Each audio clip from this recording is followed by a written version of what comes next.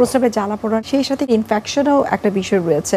তো এটার মধ্যে আসলে পার্থক্যটা কি? প্রস্রাবের জ্বালা পোড়া যাদের ক্ষেত্রে ইউরিন ইনফেকশন হয় তাকে আমরা বলি যে প্রস্রাবের জ্বালা পোড়ার সাথে সাথে ঘন ঘন প্রস্রাব হওয়াটা, প্রস্রাবের সাথে রক্ত যাওয়া এবং জ্বর জ্বর ভাব করা এবং কাঁপিয়ে কাঁপিয়ে জ্বর আসা, এই সিমটমগুলো সাধারণত, এই উপসর্গগুলো সাধারণত দেখা যায় যে যাদের ক্ষেত্রে প্রস্রাবে ইনফেকশন হয় তাদের ক্ষেত্রে কিন্তু এটা হয়ে থাকে।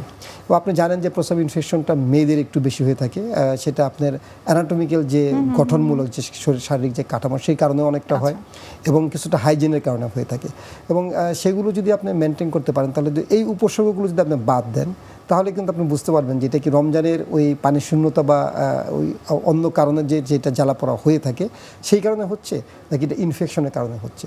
তার এই দুটো পার্থক্য কিন্তু আপনি করতে পারবেন। এবং এই ব্যাপারে অবশ্যই আপনি একজন ইউরোলজিস্টের পরামর্শ নেওয়া এবং আপনি সিম্পল যদি একটা ইউরিনের রুটিন এবং কালচার এক্সামিনেশন করেন তাহলে কিন্তু আপনি জানতে পারছেন যে এটা ইনফেকশনের কারণে হচ্ছে নাকি রমজানের ওই তার খাদ্যাভ্যাসের পরিবর্তনের কারণে সেটি হচ্ছে।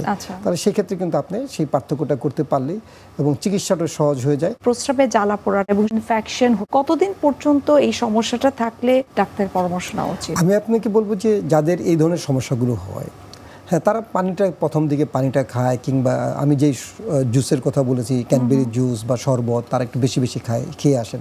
কিন্তু তারা যেটা বড় ভুল করেন সেটা হলো তারা ফার্মেসিতে যেই ওই ফার্মাসিস্ট যারা থাকেন ওষুধ বিক্রি করেন তাদেরকে বলেন যে আমাদের এই সমস্যা হচ্ছে, তারা একটা অ্যান্টিবায়োটিক খেয়ে আমাদের কাছে আসে।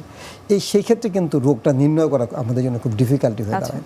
সুতরাং আমি মনে করি যে যাদের এই সমস্যাগুলো হয় উপসর্গ শুরু হওয়ার শুরুতেই তাদের একজন ডাক্তারের পরামর্শ নেওয়া উচিত। তারা যদি মনে করেন যে না এটা তাদের ইউরিন ইনফেকশনের দিকে যাচ্ছে, সেই ক্ষেত্রে তারা দেরি না করে ভালো একজন বিশেষজ্ঞ ডাক্তারের কাছে যাওয়া উচিত এবং সেখানে গেলেই তারা স্বল্প ইয়েতেই কিন্তু আপনার খরচেই তার চিকিৎসাটা হচ্ছে এবং সে প্রথমেই জানতে পারছেন যে তার এটা কি ইউরিন ইনফেকশনের জন্য হচ্ছে।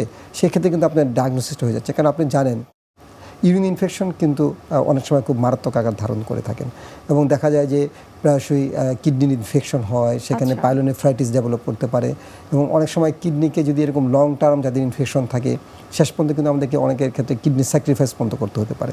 সুতরাং সেই জন্য আমি এরকমও দেখা আছে যে নর্মাল ইউরিনারি ট্র্যাক্ট ইনফেকশন নিয়ে আসছেন, সেই পেশেন্টকে আইসিইউ পর্যন্ত যেতে হচ্ছে।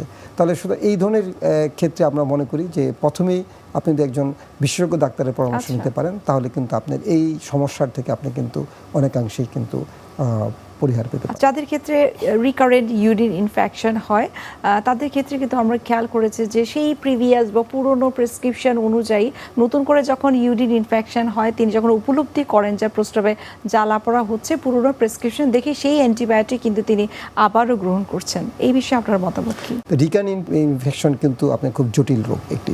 সুতরাং সেক্ষেত্রে আমরা বলে থাকি যে এই ধরনের ক্ষেত্রে অবশ্যই আপনি কেন রিকারেন্ট ইউরিন ট্র্যাক্ট ইনফেকশন হলো, তার মানে সে প্রপারলি হাইজিনটা মেনটেন করছেন না, সেই হাইজিনটা মেনটেন করছেন না, অথবা তার এই অ্যানাটমিক্যাল এরকম কোনো কিছু অ্যাবনর্মালিটি আছে, অথবা ইউরিনারি স্টোন ডিজিজ থাকতে পারে, সেদন হতে পারে, অথবা প্রস্রাব তার জমা থাকতে পারে, সেই কারণে কিন্তু তার এই রিকারেন্ট ইউরিনারি ট্র্যাক্ট ইনফেকশন হচ্ছে। সুতরাং রিকারেন্ট ইউরিনারি ট্র্যাক্ট ইনফেকশনের মেইন কজ যেটা ইটিওলজিটা সেটা আমাদেরকে আগে আইডেন্টিফাই করতে হবে এবং সেটাকে যদি নির্ণয় করে রোগটাকে যদি আইডেন্টিফাই করতে পারেন এবং সেই অনুসারে যদি চিকিৎসা করতে পারেন তাহলে কিন্তু সম্ভব এই রিকারেন্ট ইউরিনারি ট্র্যাক্ট ইনফেকশনকে প্রিভেন্ট করা।